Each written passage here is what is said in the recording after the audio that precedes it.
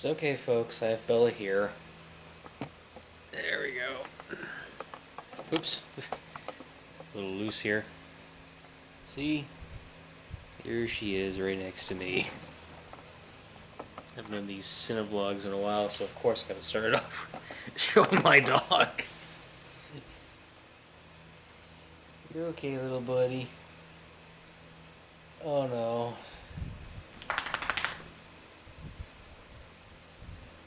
Please behave. Yeah. Your anxiety meds will kick in at some point. I just know it. Yeah. You're just happy because I saw one of the most highly anticipated movies of this weekend. For Netflix. Yeah, sure, why not? Not a big cinematic universe entry being released to theaters based on a comic book series that's been around since the 1960s. One that I loved as a kid. No. No. It was a sequel to Happy Gilmore, of all things. No, you're kind of more happy about this than I am. Oh yeah, I got the Subway cups. Not all of them, just two of them. There's the Shoot McGavin, the Howl.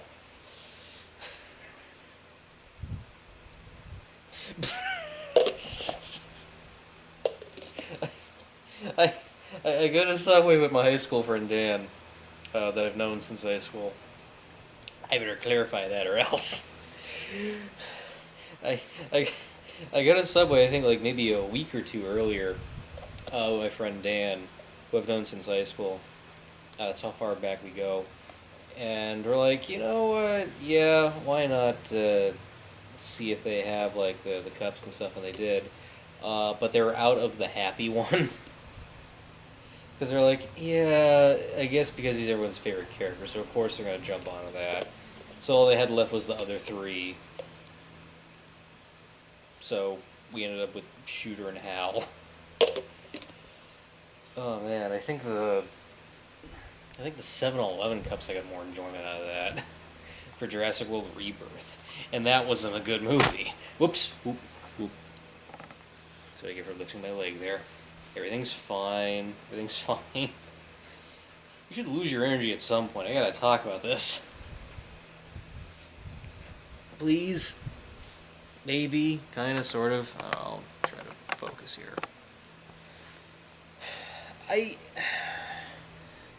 I like the first one. I do. It's quotable. Whenever it's on television, I'll flip straight to it and tune it on. As long as it's the TV cut that has the deleted scene of Hal getting chucked out a window. Because that really needed it. But yeah, I remember seeing it at the drive-ins. Oh, you're going to lay in my lap. That's okay. I remember seeing this one at the drive-ins, and I was like maybe 5 or 6 when it came out. Because I know my birthday's in August. I remember liking it fine. I enjoyed it. It's one of those comfort food crowd pleaser movies that I actually don't mind. It's simple, easy to follow, not too difficult. It's funny. You get your time's worth out of it. Is it a perfect movie? No. You could obviously pick apart and see some things that are kind of wrong with it.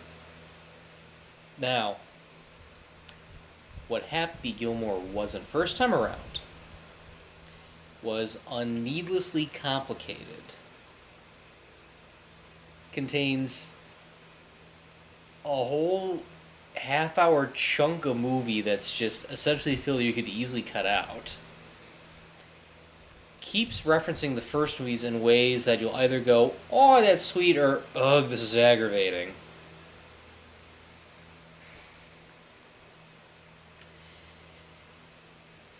Is it the worst thing Adam Sandler has done? No. Obviously not. This isn't Hubie Halloween. This isn't Ridiculous 6. Lord forbid it's not Sandy Wexler. At least there's good jokes in this one. when it's not calling back to the first one and remind me I should watch it before it leaves Netflix on the 31st. I like that. I like the fact that they have this little thing called the Happy Gilmore collection. It's the first movie in the sequel, but oh no, the first movie's going away. Whoops. Oh my goodness, like I saw this in a weird, weird way. Maybe that's what's doing it for me. Because I had some downtime before going into work today. Um, thank goodness I have a new job now. And I thought, you know what, maybe I should give this a shot. Watch some of this. I have been looking forward to this. Not in an overhyped manner, kind of like, oh, I kind of want to check this out just to see how well it works. And so I saw maybe the first hour or so. Stopped it, had to go to work because that's important. And then when I got, home, I had two choices. It was either A, film the next vaulting episode, or B, watch this. Well, it's a lot to take in. I could get a head start. But given the long day I had and so many people seeing the new Fantastic Four, which I'm planning on seeing Sunday, it really boiled down to, well, I guess I could finish this. And maybe if there was something to talk about, I could do some video on it in case I lose time trying to get the next vaulting episode done. So I said, alright, there's things to hold on to. I'm glad I finished it, but at the same time, part of me feels pretty disappointed. Oh, brother, I wish I had Gus or Cody on here. I'd love to hear their thoughts. I know Cody's seen it. Because he spoiled me one gag during work. He's like, they brought back the Mr. lady. I'm like, I haven't finished the movie yet, don't spoil it! Alright, so I liked the setup. I liked the first couple of minutes. I liked where that was going. The fact that Happy, led like this successful life and stuff, and then a life traumatizing moment while golfing happens, causes him to sort of deter back a little bit, and some problems surfaced. Alright, not a bad start so far. The fact he has a drinking problem, that does lead to some funny gags, where he has like flasks hidden in electronics and things like that. The cell phone, he has like a little like tequila insert thingy that's actually... things like that at least got to me a little bit, because it was just so absurdly done.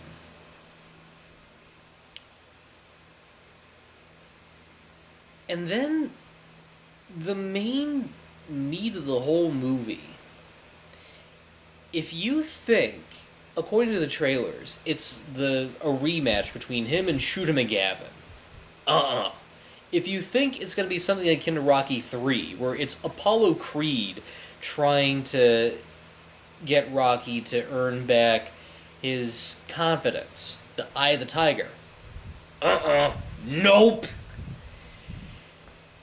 This one, my lord, this movie wipes itself with the script of Rocky 5, and holy moly.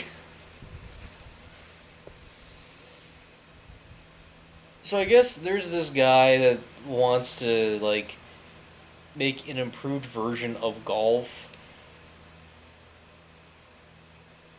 even to the point where, and this could have, like, gone to some interesting places, where he's, trying to make golfers perform like Gilmore, even to the point they surgically alter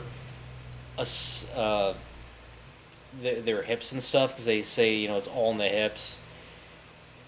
And even then, he proves it further by saying, there was a guy in the 1950s that got into a car accident, and it shattered a portion of his hip, but he could swing golf farther as he can. I'm just like, this just makes things so needlessly complicated. Do you really need that? Though it did lead to a funny gag, I'll give it that much. Where Gilmore chucks him in the lobster tank at a grocery store he works at. If the cameras see, they can kick you out. Oh yeah? Hey, can you just pause the cameras for 9 seconds? Hard cut. Bad guy in lobster tank. At least it wasn't getting thrown out a window and stuff. When it was... Alright, so basically, Happy loses the grandmother's house. And now he's dealing with his 4 sons, who are pretty much just clones of him, and his one daughter, who wants to get into like a dance school. But because of the high fee, his big plan is to try and get back into golf tournaments to raise funds so his daughter can go off and do like dance lessons and stuff. Fine. I guess I could see that working. The idea that he's trying to like build a better future for his kids and stuff. But there's just so many plots and so many things that just happen that what could have been like a good heart for this film gets buried under so many jokes, so many callbacks, so many references to the first film that at one point it got to this scene that is full of callbacks in just a good span of like 4 to 5 minutes that I just literally screeched enough. It even goes as far as to have a moment where, hey, remember this character? And then it'll just immediately flash back to like a 5 or 10 second or 30-second clip of them. As if we didn't know who it was. Thanks, movie. I didn't realize that character was related to the jackass heckler from the first one. I could have done without that. I think that's one where I groan the most at. Or no. Maybe it was the Shooter and Gilmore fight, which has references, again, without trying to spoil too much, where it has like references to characters who are just not there anymore and deceased. You want to do callbacks to the first film, fine, but when it overloads itself with so many unneeded, unnecessary things, you could just easily cut them out. And your movie would not only be mercifully shorter, which I so wish this was, but I think it would have had so much better pacing, so much better rhythm. That is the one thing that the first Happy Gilmore has a better advantage of to its sequel. Discipline. It was well disciplined. Because when you look at the mounds of deleted scenes in the first movie, most of them are really good calls. Most of them are things that you could just so easily live without. That gator fight lasted a good 3 to 2 minutes of him just whacking this dummy and saying, kidney punch, like trimming that down to just a quick 20 to 30 second thing. That's all you really need. You don't need like a full 1 minute thing going, that's the Tyson stuff! The whole time I felt like I was watching a fan edit of a Happy Gilmore sequel, and then just them stuffing this thing with deleted scenes you so easily could do without. There's this set piece where he goes to a driving range, and Eric Andre is there with a couple of friends, and already Eric Andre, one of the funniest things in this movie. Can't go wrong. But the montage they play of them being better than Gilmore and Gilmore, sucking and stuff, there are some funny bits in there, especially in the way the editing works. How he keeps screwing up and missing, and just when he's about to yell a swear word, it just cuts midway. Like, some of that's just kind of funny. But then it keeps going and going and going and drags it all out. And that scene could have been just simply trimmed down.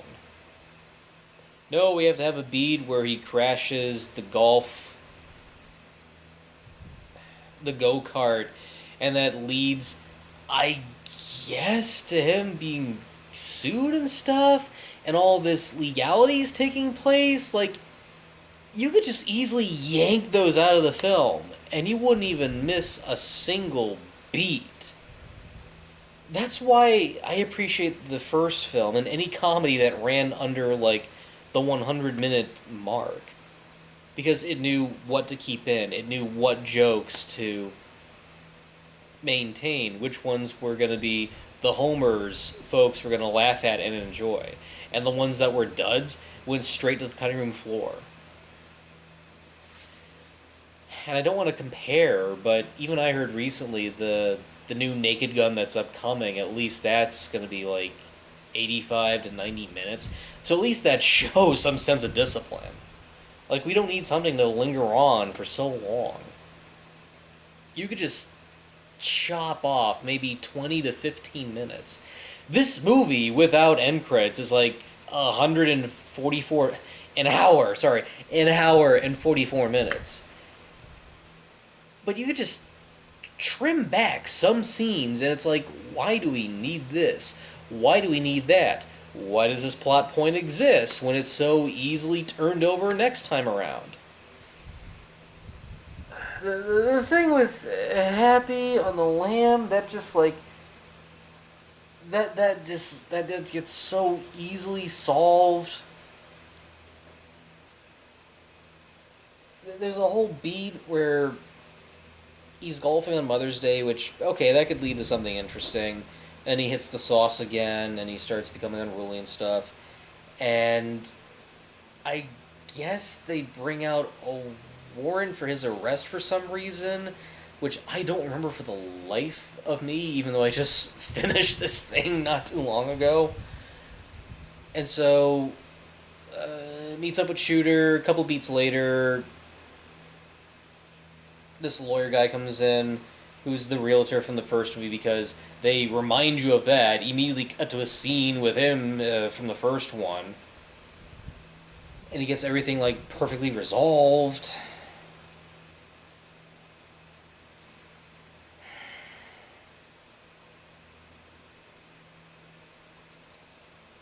I will give this much. When Adam Sandler was palling off of Christopher McDonald, I felt that was working for me the most. If it went more in that direction, I think it would have been a much better film, because there are scenes when Gilmore is reluctantly teaming with Shooter, but at the end they do kind of patch things up a bit. They become, none the wiser. But they could have done so much more than that. So much more than this dumb plot line about some conglomerate guy that wants to make golf this, I guess, this extreme sport?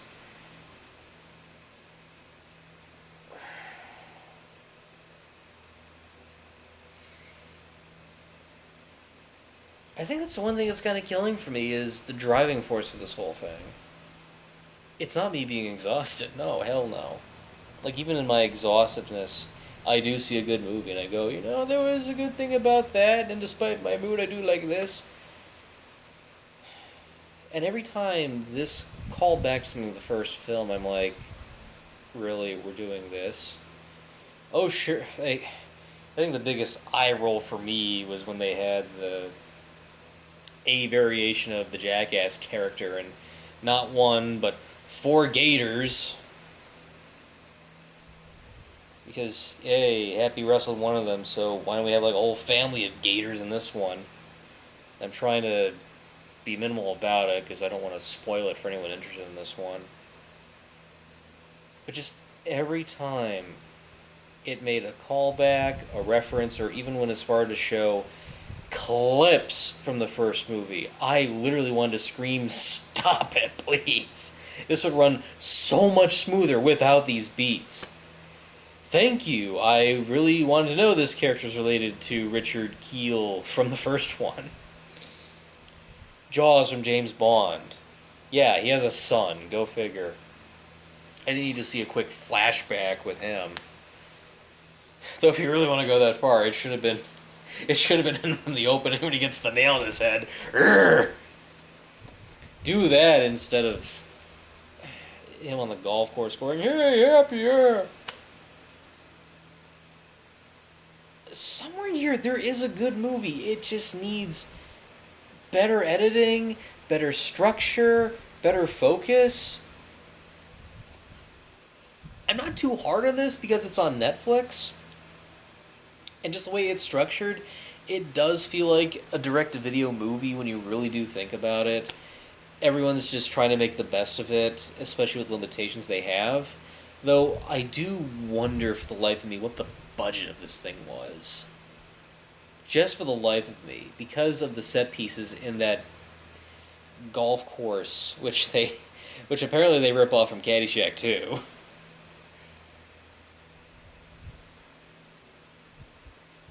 I'm just more curious on the budget of this thing already, more so than the film itself. And even when it's not calling back stuff of the first film, it's calling back stuff to other things that Adam Sandler did. There's a character modeled after Pepperboy because, sure. There's even a beat they have where they have a Waterboy moment where he imagines and visualizes Hal's face on the golf ball just so he could swing it further. And the fact that this thing is reminding me of things I could be watching regardless of good or bad, that's not a good sign.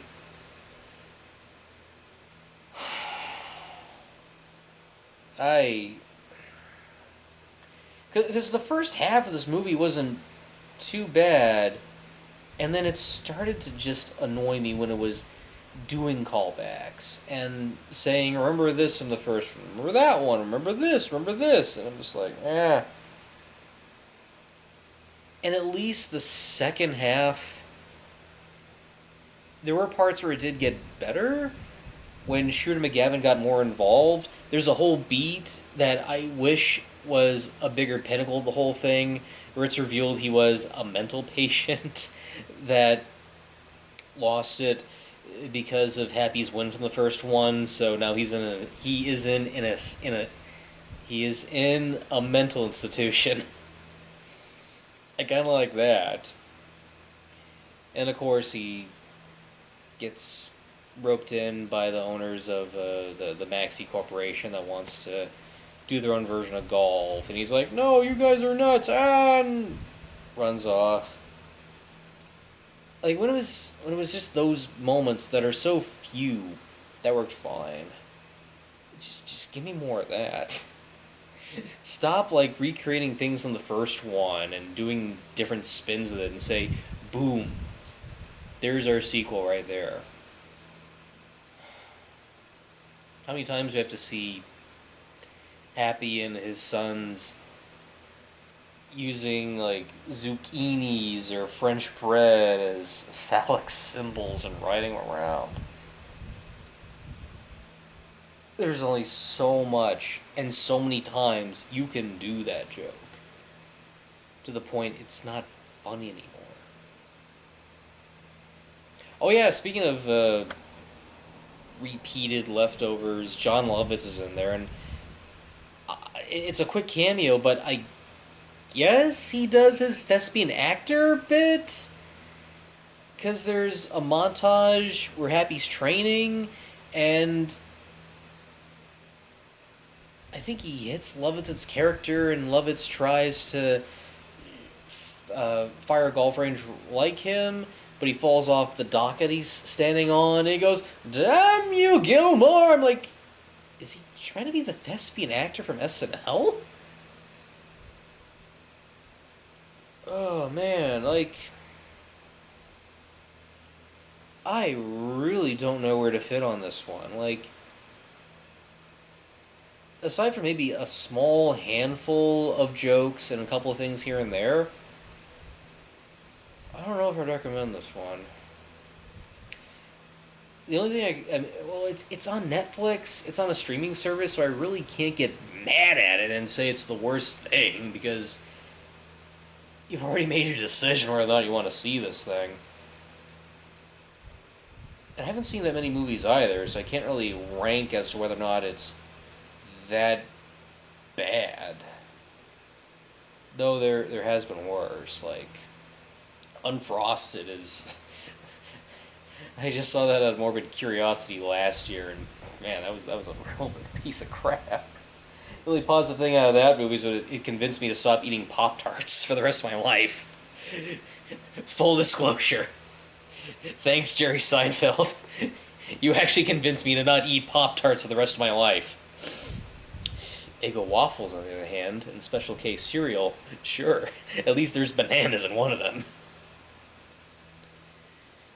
Like, if you love the first movie, like, maybe you'll get something out of it.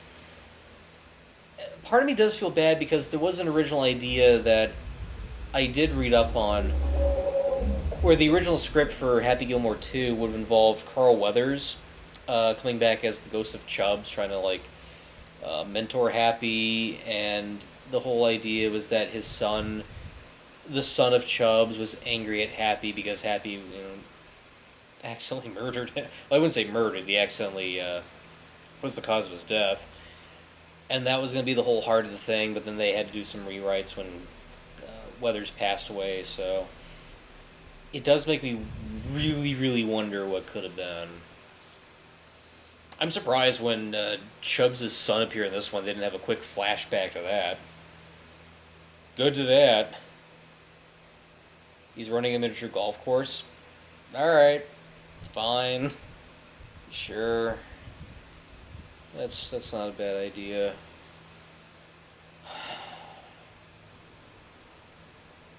It really says a lot when you don't know if you really want to recommend something or not, because you can already see the pieces of your view just fall into frame.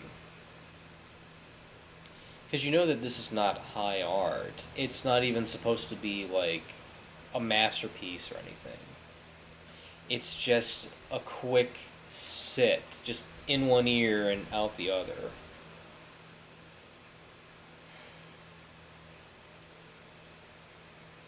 Stick with the first one. Stick with it. There's so many other things you could probably see better with your time. Like, if you value Adam Sandler work, like, stick with the stuff he's did prior. Like, no, this is not the worst thing he's done. It's not even the worst movie of the year. But if the editing was so much tighter, and if they somehow had an actual good plot, maybe I'd feel a little better with this. This is ranging between okay to mediocre for me. I don't know, that's really all I got.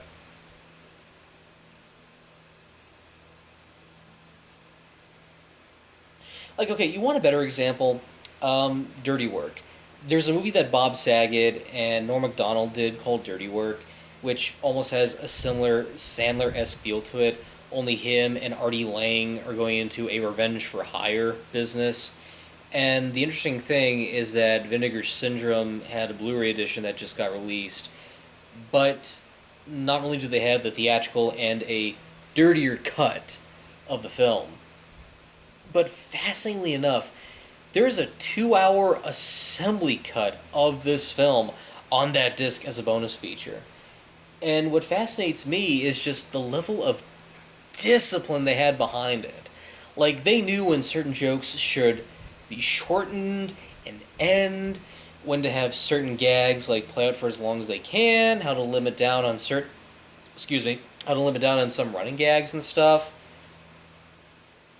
That's like a way better example of how you can just take first draft and slim it down to something that is tight, concise, and just really beat on point, and hits its mark just fine without stopping or slowing down. Are there a couple of jokes and gags I wish they had in the movie? Yeah, but it's already tight and fast as it is. It doesn't need to get any more extensive. Why do comedies these days think that longer is better sometimes? I want to know where that started in hindsight. Because I know there are some exceptions. But when you really just want a quick, sit solid laugh, an average 90 to 100 minutes is fine. It doesn't need to be this extensive. I balked when I saw how long Happy Gilmore 2 was. I'm like, really? 2 hours? Like, the first one was only like a quick 90-minute sit. Oh, sure, without the end credits, it's like 101 hour and like 44, 45 minutes, but even then, it still feels like an eternity to sit through. Because it doesn't have any sense of when things should cut back, when certain plot lines that get abandoned should not even be there in the first place. I think that's what's holding me back from really saying go see this one. It could have been so much better. Not a great movie, but at least for a Netflix legacy sequel whatchamacallit bar, at the end of the day, I'd rather have something that at least is entertaining than just drag every single second of my time.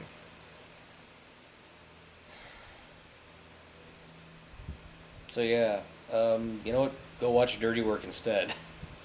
Dirty Work, Dirty Work is worth it, man. That was like the last movie Chris Farley did. Yeah. Yeah, Dirty Work, that's...